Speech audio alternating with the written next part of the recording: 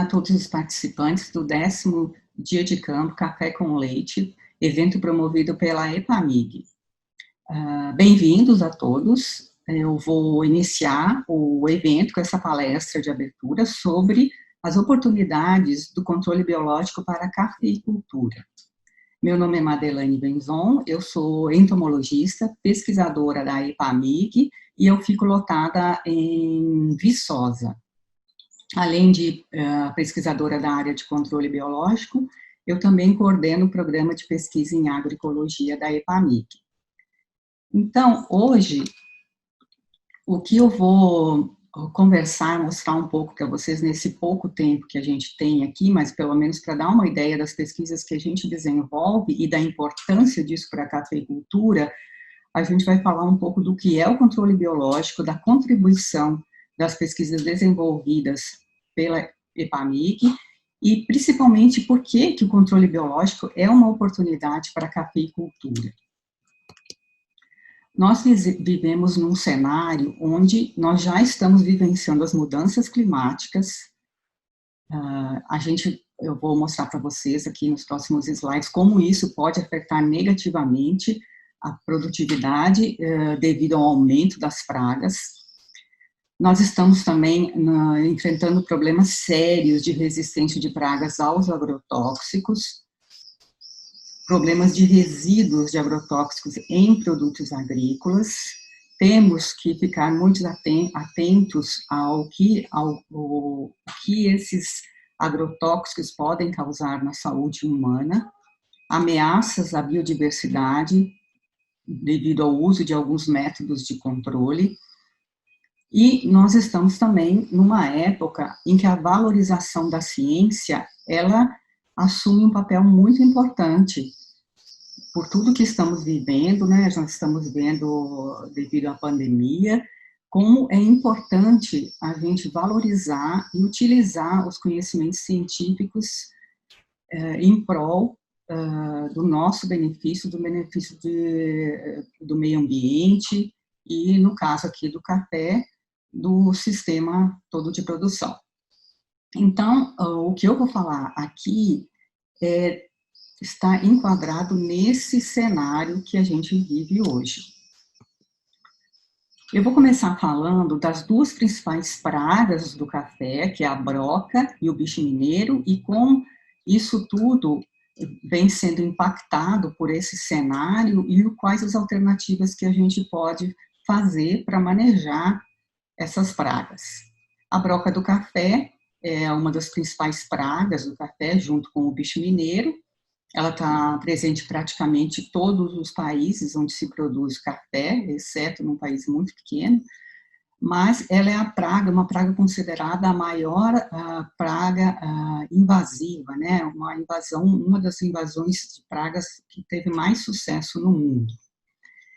Como vocês sabem, a praga, como ela vive dentro do fruto, é uma praga muito difícil de controlar.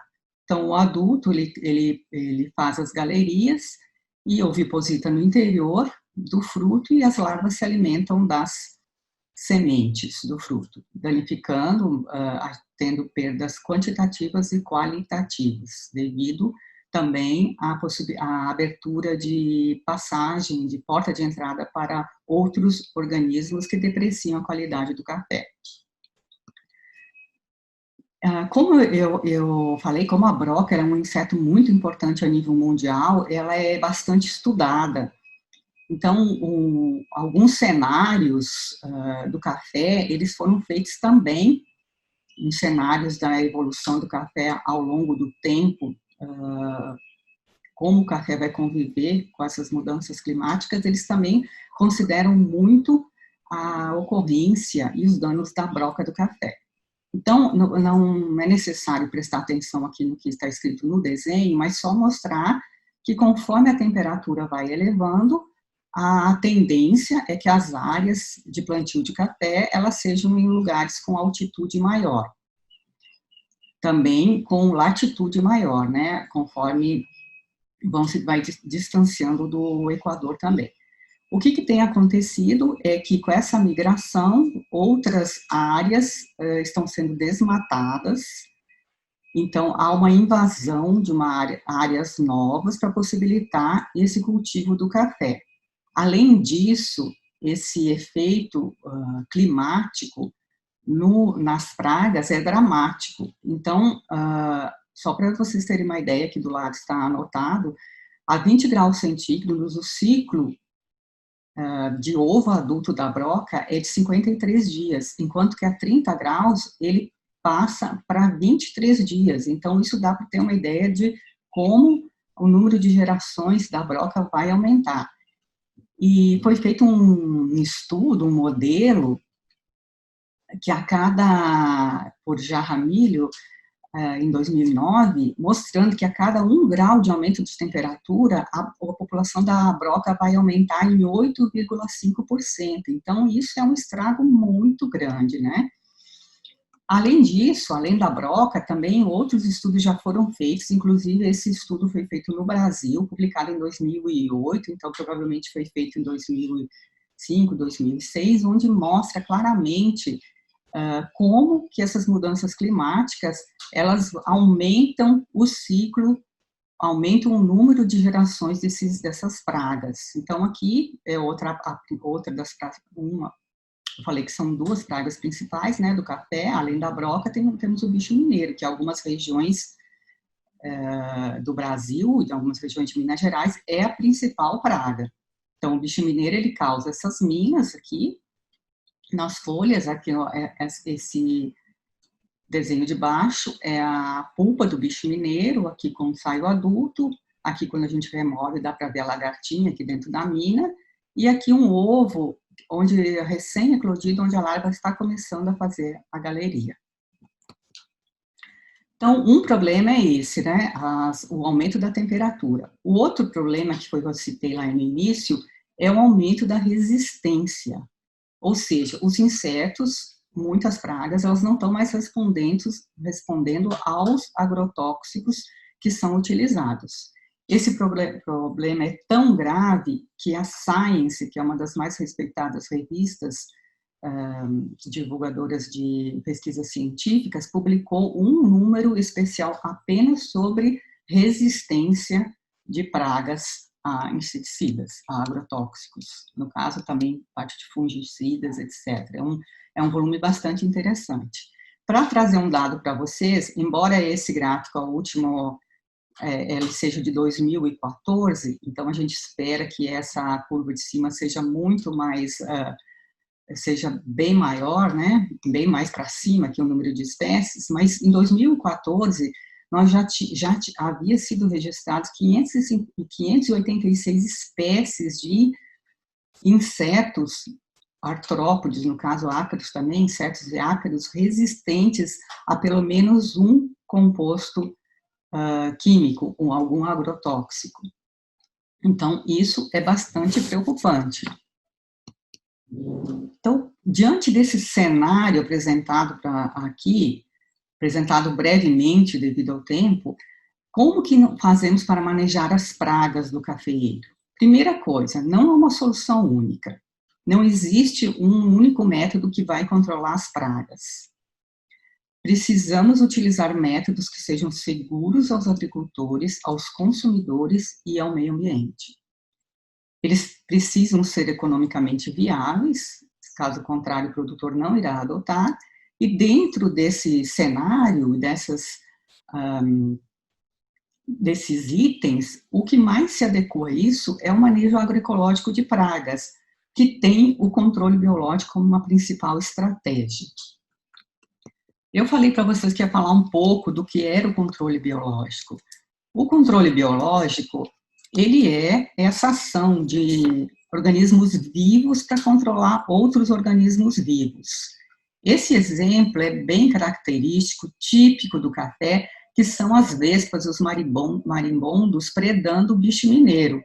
São predadores extremamente vorazes, que realmente fazem um controle bastante satisfatório em áreas onde esses inimigos naturais são mantidos. Esses naturais, eles têm várias exigências, eles precisam de árvores para fazer os seus ninhos, eles precisam de néctar, de pólen, para completar alguma fase do seu desenvolvimento. Outro, então, além do grupo das vespas, a gente tem um outro grupo muito interessante no café, que são os crisopídeos, ou, quando eu vou mostrar as larvas aqui, vocês vão lembrar melhor deles, mas esses insetos, eles são como pequenas mariposinhas com as asas transparentes e esverdeadas. E o que é bastante característico são os ovos desses insetos, que eles são depositados em pedicelos, e é muito comum ver isso nas lavouras de café, em outras lavouras.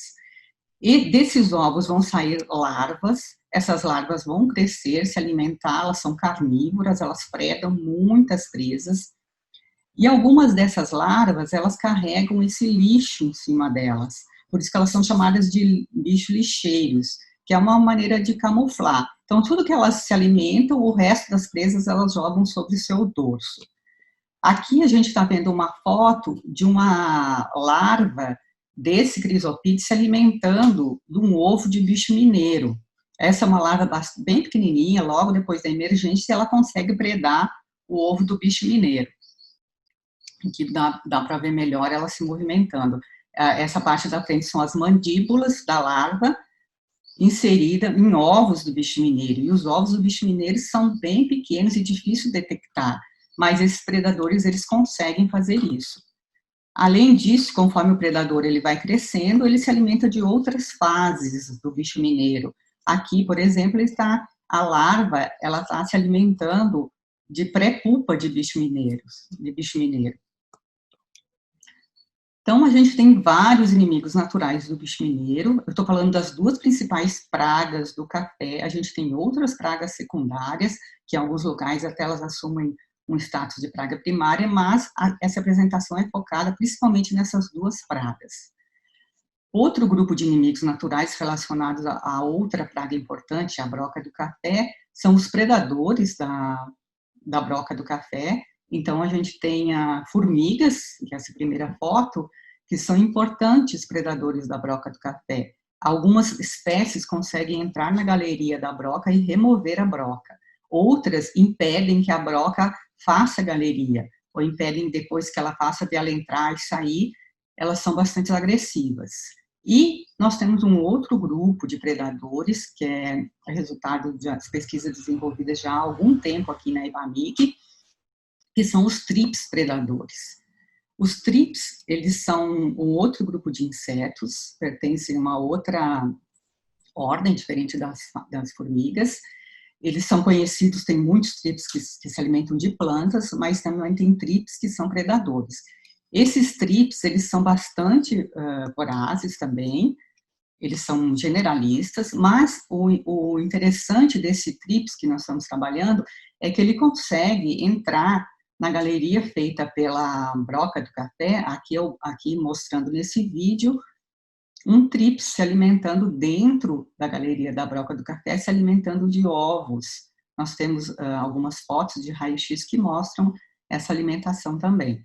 Então, isso é uma característica importante para diminuir a população de broca no campo.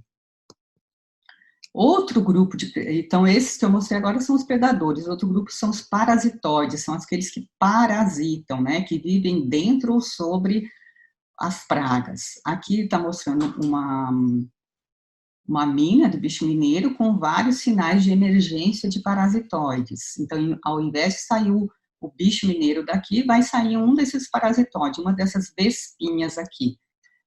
Existem várias espécies. Essa também é uma área que a gente tenha trabalhado.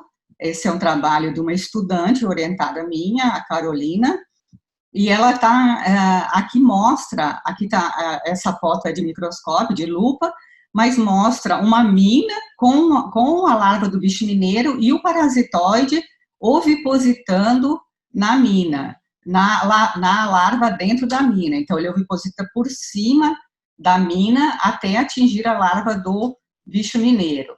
Aí, o que vai acontecer? Essa larva, ela não vai se desenvolver como um adulto do bicho mineiro, dependendo do tipo de parasitóide, ele vai parar o desenvolvimento da larva, a larva vai conseguir se desenvolver, mas ela não desenvolve a pulpa, e outros ainda ela desenvolve a polpa, mas não desenvolve o adulto. Então, esse aqui é só um dos exemplos, existem vários inimigos naturais. E um outro grupo, que eu estou exemplificando aqui pelo este que é o mais comum, que é o grupo dos patógenos, os entomopatógenos. Esse aqui é um fungo que ataca a broca do café. É um fungo até bastante conhecido, porque existem alguns produtos, acho que são 7 produtos comerciais registrados no Ministério da Agricultura para uso em café à base desse fungo. Esse fungo é o Beauveria baciana, ele causa doença no inseto. Ele é muito dependente das condições climáticas, muito dependente de umidade e de temperatura. Diante disso, então, a gente até faz uma pergunta, né? Se a gente tem tanto inimigo natural, eu só mostrei uma parte aqui, por que algumas pragas do café, por que alguns insetos, eles atingem o status de pragas do café? Então, de uma maneira bem simples, é por isso, devido ao fato da maioria dos cultivos serem em monocultura e ao uso de agrotóxicos. Monocultura. A monocultura, ela favorece as pragas que são os insetos que são especialistas no café. Tanto a broca como o bicho mineiro são insetos monófagos que se alimentam do café. Então, quanto mais café, mais bicho mineiro. Quanto mais café, mais broca. É o alimento principal deles. Se não tiver nada que faça refrear esse consumo, a população dessas pragas vai crescer. Além disso, todos aqueles inimigos naturais que eu mostrei para vocês e os outros que eu também não mostrei, vou mostrar também mais adiante alguns exemplos, eles precisam de outros recursos.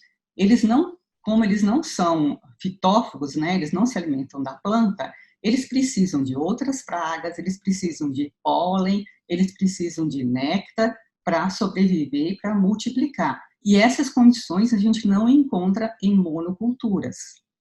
Outro item importante é o uso de agrotóxicos. Os agrotóxicos, os inseticidas, os fungicidas, eles são biocidas, eles matam insetos, matam fungos.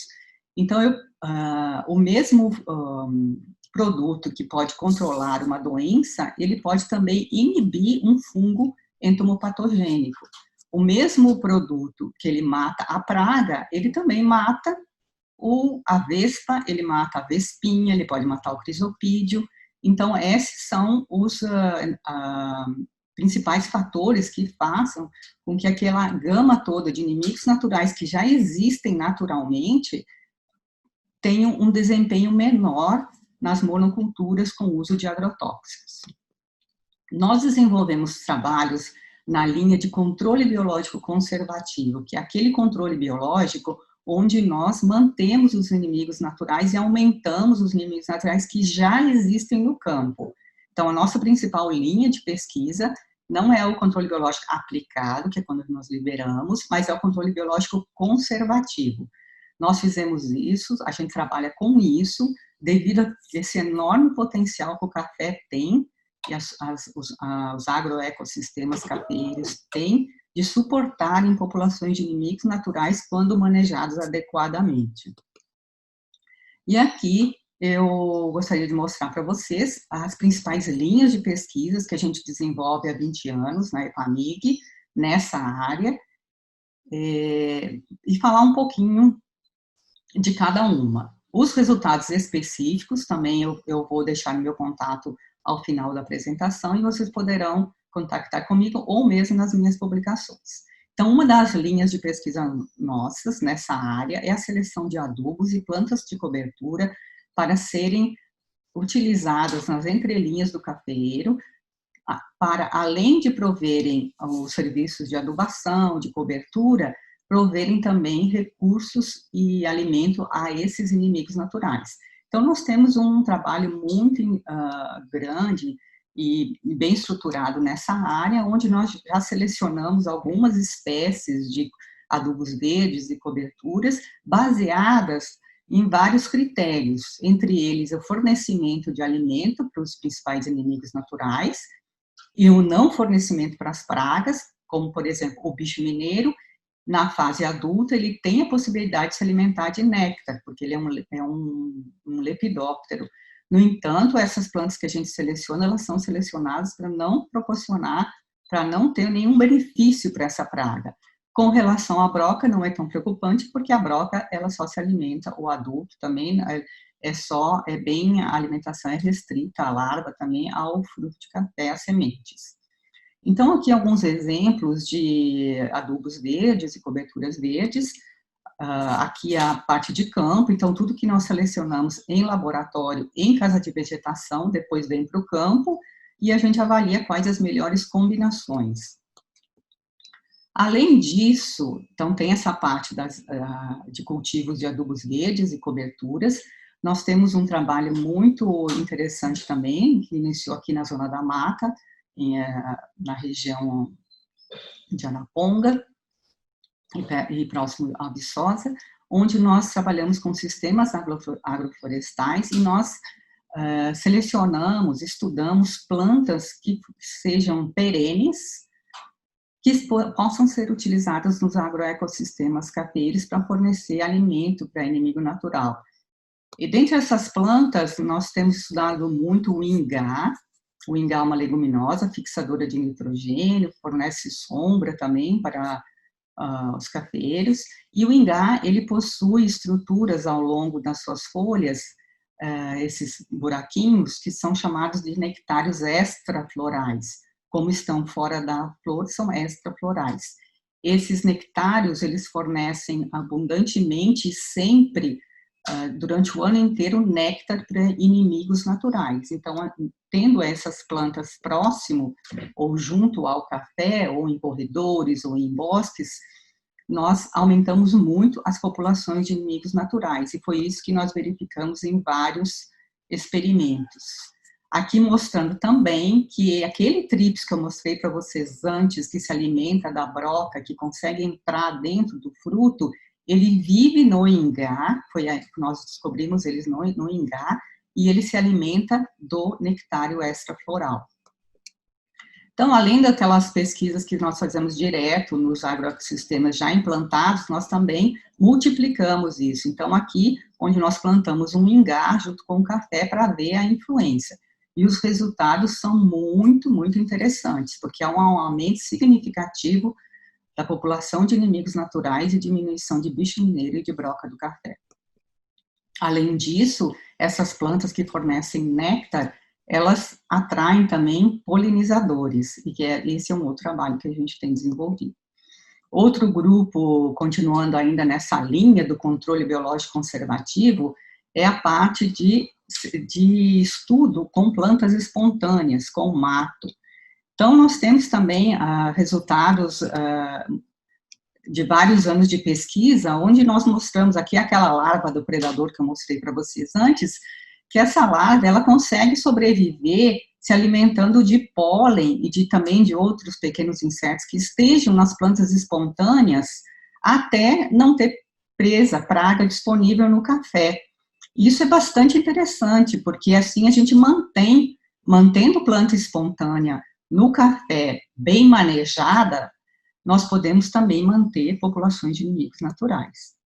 Nós estamos desenvolvendo atualmente também trabalhos nessa linha em outras regiões do estado.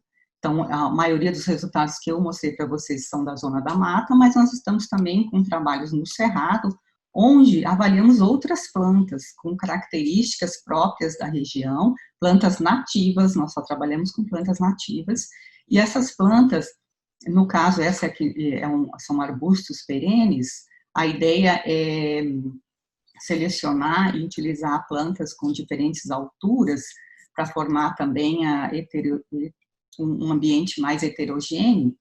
Então, aqui a gente tem essa planta, que ela floresce continuamente, por ela não ser domesticada, é uma planta medicinal, e ela fornece alimento tanto para predadores, aqui, as flores, o néctar, tanto que além disso, quando ela produz os frutos, esses frutos são utilizados por vespas para se alimentarem, as mesmas vespas que vão predar o bicho mineiro.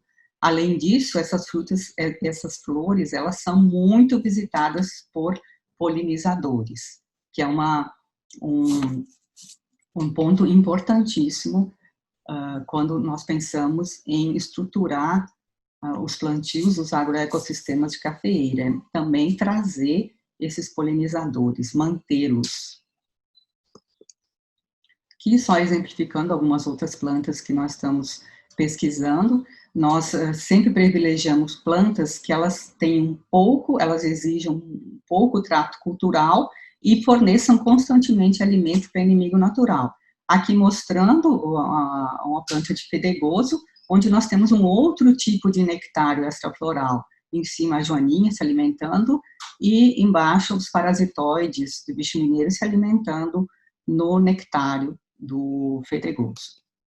Essas principais tecnologias, nós já temos algumas coisas publicadas em linguagem bastante técnica, numa edição do Informe Agropecuário que foi lançado o ano passado pela EPAMIG, está disponível na página da EPAMIG para aquisição, além de outras que também nós temos. Então, voltando à pergunta inicial, até o título dessa apresentação, né? Por que o controle biológico pode ser uma oportunidade? Então, pelo que eu mostrei aqui para vocês, o controle biológico que eu estou falando é o controle biológico onde nós aumentamos aquela população de inimigos naturais que já existe no campo, nós utilizamos esse serviço da natureza ao nosso favor. Então, se bem utilizado, bem planejado, isso vai fazer com que haja uma mitigação desses efeitos indesejáveis das mudanças climáticas. Nós teremos um solo mais coberto, uma temperatura menor no solo, que favorecerá o desenvolvimento de vários entomopatógenos. Isso nós estamos vendo até em resultados de trabalhos nossos. Nós teremos uma temperatura menor, onde favorecerá também os inimigos naturais e desfavorecerá as populações das pragas. Nós teremos um aumento na eficiência de outros métodos de controle, porque adotando tais medidas, você só irá usar uma medida curativa, quer seja um agrotóxico, um extrato de planta ou uma outra medida, quando for realmente necessário. Então, com isso, a vida útil de um agrotóxico, ela será maior, porque a possibilidade do inseto, da praga, desenvolver resistência vai diminuindo. Além disso, todas essas práticas apresentadas, elas agregam valor ao produto final, porque elas são produzidas, são práticas que não agridem ao meio ambiente, não tem resíduos no produto final. Outro fato importante, essas práticas contribuem para a regeneração de áreas agrícolas, para a segurança ambiental e para a saúde humana, uma vez que não tenha todas essas práticas, não tem nenhum efeito adverso, e muito pelo contrário, se tivermos áreas com árvores, com plantas, áreas que sejam mais agradáveis ao trabalhador, será muito benéfico para a saúde deles. Então, finalizando a minha apresentação, eu gostaria até de citar essa reportagem que saiu nesse importante jornal, The Guardian, sobre a tendência atual. A tendência atual é saber o quanto verde é seu café. O verde aqui refere-se às práticas que são utilizadas para o cultivo do café. Se até então a principal preocupação, até há pouco tempo, era a qualidade do café, a qualidade da bebida, que é fundamental, agora, além disso, os compradores principalmente externos do café brasileiro, eles estão preocupados também de como que esse café é produzido. Se esse café é produzido em áreas de proteção ambiental, em áreas onde a biodiversidade é mantida, em áreas onde há regeneração de áreas agrícolas. Então, por isso que as práticas apresentadas aqui podem reverter para uma oportunidade para a cafeicultura. E finalizando minha apresentação, para não dizer que eu acho que é um exemplo bastante marcante, que o melhor café na Semana Internacional do Café no ano passado foi um café produzido com essas técnicas que eu mencionei aqui, que foi o café do Recanto dos Tucanos, que é um café produzido com práticas agroecológicas, com diversificação e com todas essas outras táticas para aumentar inimigo natural que eu mencionei aqui. Eu gostaria de agradecer e deixar o meu e-mail de contato para vocês, convidar vocês a assistirem às outras palestras do evento e, mais uma vez, me colocar à disposição.